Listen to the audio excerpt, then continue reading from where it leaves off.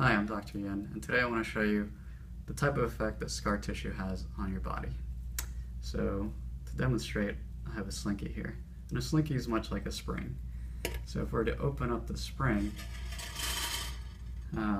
it wants to recoil, and it wants to contract. Your muscles act the same way. So at the bottom of a squat, for example, now your muscles have gone into some lengthening, and they're perfectly primed to go ahead and contract.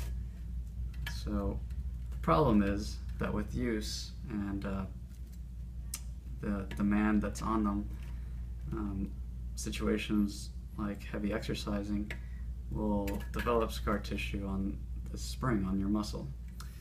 So instead of everything lengthening evenly here, as you see in all the rings here, some of the rings will get bound up.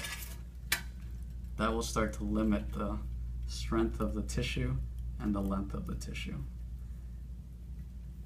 So just to demonstrate, I'm using this zip tie to show you how that would essentially bind the motion. Less rings are available to us, which means less strength, and I'm having more trouble lengthening this to where it should. These areas are not lengthening at all, so they're completely out of the game. So that starts to create force production issues, and it starts to create tissue extensibility issues.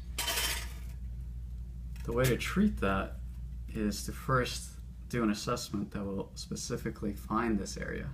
And the best way to do that is through motion assessments and hands-on palpation, followed by manual treatment or hands-on treatment, to really specifically identify the single area or the areas that are involved with adhesion, and essentially remove those adhesions so that the muscle returns back to a normal lengthened position, and it now has improved force production and improved lengthening, so that you're less vulnerable to injury, or that you recover from injury more quickly.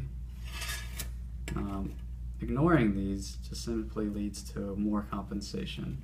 So as I leave this on here and continue to simply stretch or strengthen the area,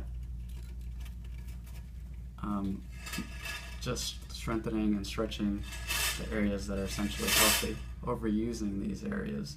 Now that leads to further compensation, which means more areas of overuse, more areas of soft tissue adhesion. So as I'll demonstrate here, it just makes things tougher over time.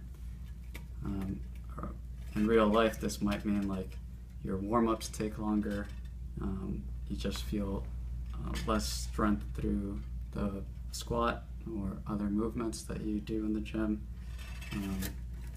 and essentially it's a downward spiral for more adhesion.